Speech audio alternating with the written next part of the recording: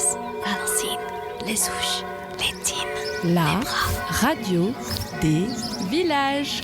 Une émission, un rendez-vous. La Joux, Tacona, les Bossons, Argentière, Maroc, le Lavancher. Globule Radio s'invite dans les hameaux de la vallée de Chamonix. Pour découvrir la culture et le patrimoine du territoire. La radio des villages. La radio des villages en partenariat avec la communauté de communes de la vallée de Chamonix-Mont-Blanc. La radio des villages. J'ai rejoint Meg, comme on l'appelle dans le milieu, dans son chalet. C'est une couturière de la vallée. Bonjour Meg. Bonjour. Alors tu es habituée du micro-globule parce que tu es déjà venue parler l'année dernière à l'antenne justement autour du marché de Noël. Oui, on était venu avec le président de notre association des artisans pour parler de l'association et aussi un peu du marché de Noël de l'édition 2023.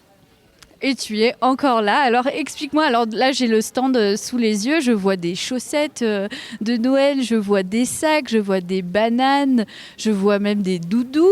Qu'est-ce que tu fais alors ? Eh ben, je pense que tu as très bien résumé tout mon stand.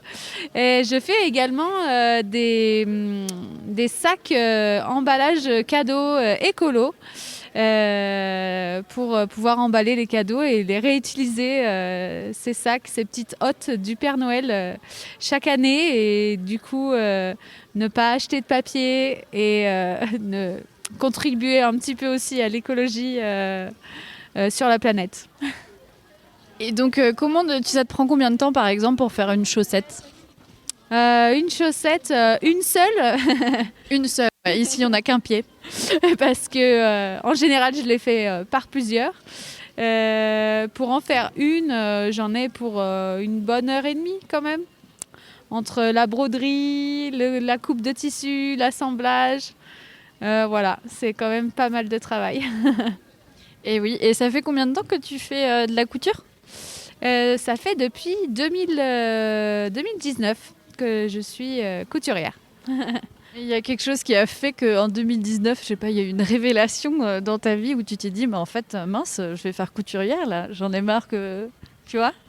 Alors, j'ai commencé la couture quand j'étais enceinte de mon deuxième. Et à la base, j'ai commencé par un ourlet de rideau. Et après, je ne me suis plus arrêtée. Et je suis donc autodidacte. Et maintenant, le plus gros projet, là, 2025, c'est de faire ma robe de mariée. Ah, la classe ! Tu vas la fabriquer toi-même et tout ? La classe. Exactement, voilà, gros projet. Et je fais la mienne, je fais celle de mes témoins, je fais celle de certaines robes de mes invités aussi. Bah, félicitations déjà. Merci. Du coup, ouais, je me dirige aussi cette année vers les vêtements de plus en plus. Ok, d'accord. Donc on pourra potentiellement, il faudra passer commande. Comment ça se passera si tu te mets dans les vêtements ?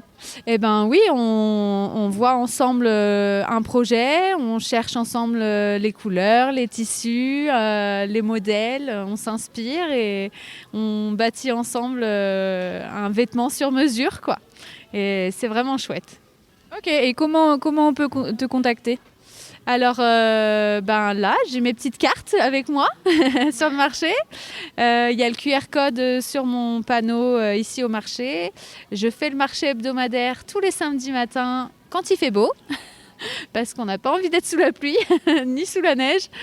Et sinon, toujours le marché des artisans aussi, les dimanches en février-mars et les dimanches en juillet-août. Et ben, merci beaucoup. Juste un dernier mot avant qu'on se quitte. Comment tu pourrais décrire en 2 mots, parce que les personnes n'ont pas la vue sur tes créations, comment tu pourrais les décrire ? Le mot que j'entends le plus, c'est « Oh, that's cute !» Du coup, je pense que mon stand est mignon. Et tout doux. Ça a l'air tout doux. Il y a de la polaire un peu. Et il y a des couleurs aussi. C'est peut-être pour ça le Oh, that's cute. Comment on pourrait décrire ça pour les personnes qui ne voient pas ? Il y a beaucoup de couleurs, beaucoup de motifs et beaucoup de douceur. Exactement. très poétique. Beaucoup de couleurs, ouais, beaucoup de choses toutes douces pour les petits. C'est un stand vraiment réservé aux petits cadeaux des tout petits. Donc n'attendez pas, hein, si vous voulez faire des cadeaux pour les tout petits, vous avez entendu, filer au chalet de Meg Meg qui est juste en dessous de l'hôtel de ville. Voilà. Donc n'hésitez pas. Merci beaucoup Meg Meg. Merci à toi. Et je rejoins tout de suite le chalet d'à côté. C'est Clémentine, j'allais dire Clémentine Vialon, et qui travaille en collaboration des fois avec Meg Meg. Alors est-ce que tu peux nous dire, toi, c'est quoi que tu fais, à quoi ressemble ton chalet ? Alors bonjour, c'est mon chalet. Donc moi je suis illustratrice à Cham. Du coup j'ai fait des séries très colorées, inspirées par un peu les esthétiques alpines et notamment sur une série de dessins que j'appelle les débutants. C'est tout des séries très limitées, donc elles sont numérotées, signées sur des posters. Et plus récemment, j'ai une autre collection un petit peu plus BD, un petit peu science-fiction là, qui est sortie en m'inspirant un peu des monuments de Cham. Et voilà. C'est BD science-fiction, c'est-à-dire, tu peux m'en dire plus ? C'est hyper récent comme série, mais j'aime bien me renouveler. Du coup, en fait, je m'inspire un petit peu des BD que je suis en train de lire à mon fils, dont Tintin, Blake et Mortimer, Quick et Flupk, pour ceux qui connaissent. Et j'en fais des dessins en imaginant un peu des paysages un peu utopiques de notre vallée. Ok, et on peut retrouver ces créations du coup aussi sur des coussins, je vois des bouillottes, donc il y a les affiches dont tu parlais tout à l'heure, mais aussi ce côté textile. Ouais, j'aime beaucoup la laine, les très belles laines, et du coup je collabore avec Meg sur la couture et la broderie. En fait, je récupère des laines d'anciens rideaux de très belles marques locales. Et on en fait des coussins, des mini bouillottes et brodés avec mes dessins de petits skieurs. Voilà, donc c'est tous des exemplaires uniques du coup et voilà, ils sont dispo sur le marché de Noël pendant les 15 jours là. Et c'est pratique les mini bouillottes, peut-être que toi t'en as caché sous ton manteau là au marché de Noël. Vous pouvez les glisser sous votre manteau et hop, vous avez plus froid pour la journée. Alors comment décrire en 2 mots tes illustrations pour que les personnes qui nous écoutent mais qui ne voient pas se rendent compte ? Alors c'est un peu difficile de décrire en 2 mots. En plus il y a plusieurs collections maintenant. On va dire que la collection des débutants c'est assez minimaliste, c'est très coloré. J'adore jouer avec les couleurs, c'est ma partie préférée sur cette collection. Et après, j'ai l'autre collection qui est plus, qui raconte un petit peu autre chose des paysages et de notre territoire. Donc ça laisse un peu plus place à la rêverie. Et voilà, dans tous les cas, c'est des collections un peu fun. Moi, j'aime bien m'amuser quand je dessine. Voilà. Merci beaucoup. Là, je vois par exemple devant moi, il y a des skieurs qui sont brodés sur des coussins. Et puis à côté, il y a une grande affiche avec la fusée. Tu disais que tu t'inspirais un petit peu des BD que tu lisais à ton fils, dont Tintin. Et là, je reconnais vraiment la fusée dans Tintin. Donc on voit vraiment l'inspiration. Il y a des cadres aussi au fond. N'hésitez pas à passer pour voir toutes les créations de Clémentine Vialon. Elle est sur le marché de Noël, pareil, hein, juste à côté de Meg Meg, en dessous de l'hôtel de ville. Juste 2 mots avant qu'on se quitte, il y a autre chose puisque tu es multicasquette. Et nous, à Globule, on connaît beaucoup et je vais faire une dédicace là à Jean-Claude parce qu'on va parler de Pimpin, la boulangerie qui est sur notre place où il y a notre studio, qui l'adore. Et toi, tu travailles aussi pour Pimpin. Voilà, c'est ça. Donc avec mon conjoint, là, on a fondé Pimpin là, il y a 1 an, au début avec 2 fours dans notre cuisine. Et petit à petit, on a loué un petit espace à Cham Sud et de mois en mois, c'est chouette parce qu'on voit de plus en plus les locaux venir toquer à notre porte pour récupérer leur pain. Donc c'est des très beaux pains, 100% levain, en bio, fait avec beaucoup d'amour. Moi, je m'occupe de la vente et des dessins de packaging et mon chéri Camille, il fait tout ce qui est façonnage avec Pierre, avec Brice et avec toute notre super équipe. Et là, sur le marché de Noël, vous pourrez retrouver nos panettone. Si vous devez manger quelque chose à Noël, ces panettone, ils sont façonnés, cuits, pétris à Cham. 3 jours de taf, c'est tout en bio. On va chercher les petits fruits confits à un artisan à Aoste en bio. Ça vaut le détour. Ouais. Et du coup, je me suis bien amusée à dessiner la boîte aussi pour que ça puisse devenir des petits cadeaux à offrir. Oui, c'est ça. Alors, vous mangez le panettone et après, vous gardez la boîte parce qu'elle est vraiment très jolie et ça peut resservir après pour les cadeaux, comme tu disais. Merci beaucoup, Clémentine, pour avoir d'être prêté au jeu de l'interview finalement, parce que je sais quand je suis venue te voir tout à l'heure, c'était je sais pas, mais ça s'est très bien passé. Ouais, c'était super. Merci. On est en direct du marché de Noël et je viens de retrouver Martin Xavier dans son stand de nougat, le coin des fruits. Voilà, je me suis transformée en vendeuse parce que je suis carrément à l'intérieur du stand. Donc là, j'ai la vue sur toute la place avec le grand sapin blanc très joli qu'ils ont mis cette année. Et en fait, moi, je suis là parce que je me suis dit que serait une émission de Noël sans avoir une recette, parce qu'on sent plein d'odeurs. On sent l'odeur du vin chaud, évidemment, du chocolat chaud, des crêpes, des gaufres. Mais là, il y a plein de nougat. Et donc, je voulais que Martin Xavier nous donne une petite recette de nougat. Bonjour. Bonjour. Eh ben, la recette du nougat, on va mettre un tiers de sucre, un tiers de miel et à la fin un tiers d'amande et les 10% qui restent du blanc d'œuf. Donc on mélange le sucre et le miel, on les fait chauffer tous les deux à entre 135 et 140 degrés. Et une fois qu'il est bien, pendant que ça chauffe, on monte les blancs d'œufs en neige. Une fois que les blancs d'œufs en neige sont montés, on fait couler le pied de cuite, ça s'appelle, donc le miel et le sucre chaud sur le blanc d'œuf. On fait tourner très doucement, on tourne doucement à la cuillère en bois ou c'est la machine qui tourne, comme vous voulez. Et vous laissez après retomber la pâte entre 2 et 3 heures, dessécher lentement au feu. Et à la fin, tout à la fin, vous pouvez ajouter les amandes qui ont été bien sûr torréfiées avant. Et c'est quoi? Là, il y a plein de nougat autour de nous. On peut rajouter plein de choses aussi après à cette préparation de base. C'est quoi, vous, votre nougat préféré? Pistache. Je fais un nougat avec que des pistaches sans amandes, avec une pistache bio espagnole et bio iranienne. Donc une toute petite pistache sauvage qui n'a pas été arrosée, qui est très très parfumée et qui parfume vraiment tout le nougat. Merci beaucoup. Il y a Meg que j'ai vu tout à l'heure qui vient de me rapporter mes fiches parce que je suis un peu tête en l'air, je les ai oubliées. Alors le coin des fruits, ça fait combien de temps que ça existe? Ça fait affaire 15 ans. Et ça s'appelle le coin des fruits parce que j'ai commencé avec la pâte de coin, la confiserie, les pâtes de fruits. Et après, j'ai enchaîné sur le nougat et le calisson. Ok, vous faites aussi des calissons. Là, vous en exposez pas aujourd'hui. Enfin, genre, si. Ah, il y a du calisson, j'avais pas vu. C'est tout à la coupe. Tout est à la coupe. Et on doit être les premiers à faire du nougat bio à la coupe. D'accord, merci beaucoup Martin Xavier. On l'a eu cette recette, je la voulais. On a eu la recette du nougat, donc n'hésitez pas à refaire chez vous. Mais surtout, n'hésitez pas à aller voir Martin Xavier qui est sur le marché de Noël, parmi les 20 chalets à peu près qui sont là. Alors, comment décrire l'endroit? On est sur la petite placette qui est à côté du sapin de Noël blanc. Et puis là, vous tournez et c'est le seul stand avec des nougats. Donc, vous ne devrez pas le louper. Merci beaucoup. Merci à vous et une bonne journée.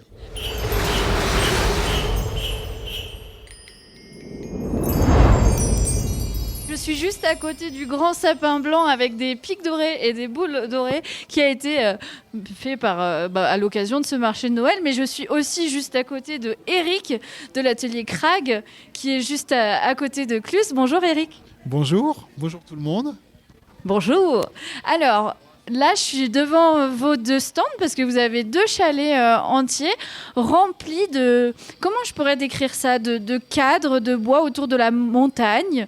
Alors, décrivez-le pour moi, ça sera peut-être plus simple. C'est difficile à décrire quand on ne le voit pas. Ouais, c'est assez particulier. En fait, ce sont des tableaux. Alors, c'est comme des tableaux de peinture, sauf que c'est pas de la peinture, c'est des tableaux découpés où on fait apparaître des silhouettes. Et le thème, c'est essentiellement autour de la montagne, puisqu'on est en Haute-Savoie, on est à Chamonix, capitale de l'alpinisme. Donc l'idée, c'était de faire une déco d'intérieur ou des petits souvenirs de Chamonix avec des silhouettes et tout autour des thèmes de la montagne. Oui, on voit des télécabines, on voit des vannes, on voit quelqu'un qui fait du vélo, on voit quelqu'un qui fait du trail, on voit des marcheurs, on voit le coucher de soleil, on voit quelqu'un accroché à une planète. Ah, ça, c'est un peu plus... Il est plus poétique que les autres, quelque part. Parce que c'est beaucoup imagé. On est sur quelqu'un qui fait une action dans les tableaux. Et là, j'en vois un où c'est comme un grimpeur qui s'accroche à une planète. Alors en fait, je travaille beaucoup sur le mouvement, c'est-à-dire que j'essaye de reproduire le mouvement juste par rapport à l'activité. Et puis le thème des grimpeurs sur la planète, c'est des petits clins d'œil personnels où moi je viens du milieu de la montagne, je suis guide de haute montagne à la base, et donc j'ai beaucoup voyagé par l'escalade, par l'alpinisme, et donc du coup voilà, ces tableaux-là me parlent beaucoup, et ils parlent à beaucoup de gens qui voyagent et puis qui profitent de ce voyage pour grimper. Et ça se voit que vous avez été guide de montagne, comme vous dites, vous parlez du mouvement et on reconnaît vraiment bien, on reconnaît vraiment très facilement les disciplines juste en jetant un petit coup d'œil au tableau. Alors il y a plein de tailles en fonction de la taille de chez vous. Donc vous pouvez retrouver des grands tableaux qui font plus de 50 cm de haut et puis vous pouvez aussi trouver des plus petits, des petites montagnes, etc. Comment c'est le processus de création de toutes ces œuvres d'art ? Alors en fait c'est du bois, c'est des plaques de bois qui sont déjà teintées dans la masse, c'est-à-dire qui sont teintées à l'intérieur, qui sont déjà noires, ce qui fait que quand je creuse dans la matière, ça va garder sa teinte noire qui est à l'intérieur. Et après je fais une finition à la main, à l'éponge et au chiffon, avec de l'huile de lin teintée noire, qui lui donne son aspect métal brossé, ardoise. Voilà. Et donc là, oui, on parle de noir parce qu'en fait, toutes les sculptures qu'on voit devant nous, c'est noir avec des fois du rouge sur un vêtement ou pour la télécabine ou pour le soleil ou une paire de skis. Combien de temps ça vous prend pour faire une grande, pas une sculpture, mais un grand tableau ? Alors, déjà, il y a beaucoup de travail sur le dessin à la base. Un dessin me prend entre 3 jours et 2 semaines, selon le dessin que je veux réaliser. Après, le tableau en lui-même, il me faut 3 jours tout fini. Voilà, entre la découpe, parce que je fais une découpe laser sur ces planches, et après je lui passe donc son huile de finition, et après je m'attache à faire les accroches qui vont derrière, les emballages, etc. Donc un tableau tout fini me prend 3 jours. D'accord, très bien. Et donc, un petit mot pour les gens qui ne nous voient pas, qui pourraient les faire venir jusqu'à votre stand. Une phrase aussi, je dis un mot, c'est difficile.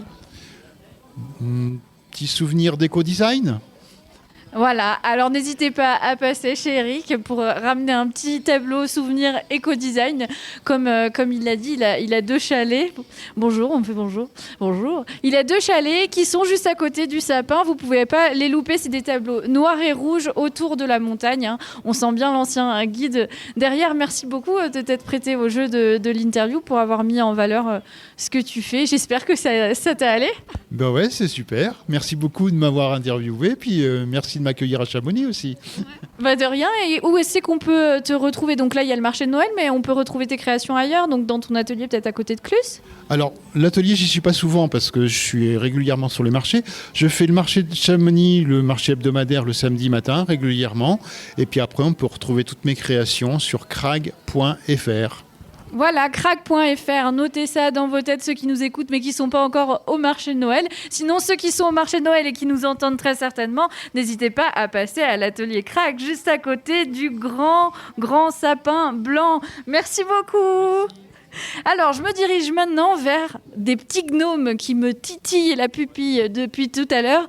Il y a un stand juste à côté de l'atelier Crag avec plein de gnomes. Bonjour. Bonjour. Alors, vous me l'avez dit tout à l'heure, l'atelier, ça s'appelle Créacris. Donc, c'est pas vous qui les fabriquez, c'est votre femme Christina. Christina comme Chris dans Créacris. Mais vous pouvez peut-être nous en dire un petit peu plus ? Alors, ce sont des gnomes d'origine scandinave. Ce sont les protecteurs des maisons.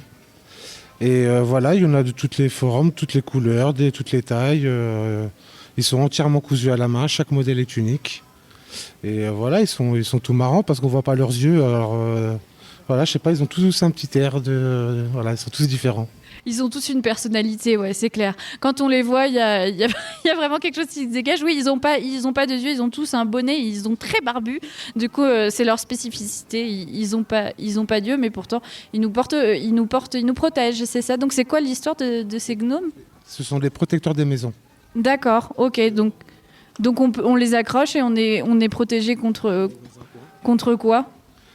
Contre tous les mauvais esprits, voilà, tout ce qui est de mauvais. D'accord, très bien. Et ben alors comment on pourrait les décrire ? Alors à part qu'ils n'ont pas de yeux, qu'ils ont chacun leur personnalité, qu'ils ont plusieurs tailles, peut-être qu'on peut en décrire un ? pour donner envie. Tenez, là il y en a un qui est cuisiné. À quoi il ressemble? Alors, il a la toque blanche, une belle toque de cuisinier, avec un petit nœud sur le côté. Et le corps en rouge aussi, qui rappelle aussi avec le petit nœud. Et puis, il a une petite cuillère en bois dans la main, avec pareil, un petit gnome cuisinier dessiné dessus. Avec écrit bon appétit. Ça, c'est un gnome de cuisine, voilà. Et combien de temps elle met, votre femme, à fabriquer un gnome de la taille du cuisinier qui doit faire, pour ceux qui ne voient pas, environ entre 20 et 30 cm de haut?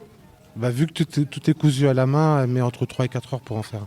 D'accord, très bien. Bon, si vous aimez les gnomes scandinaves, que vous aimez être protégé dans votre maison, n'hésitez pas à passer à l'atelier Créacris, qui est juste à côté encore du sapin blanc dont je parle depuis tout à l'heure, et de l'atelier Krag avec qui je parlais tout à l'heure. Merci beaucoup et puis bonne journée. J'espère que tu n'auras pas trop froid. Bonne chance.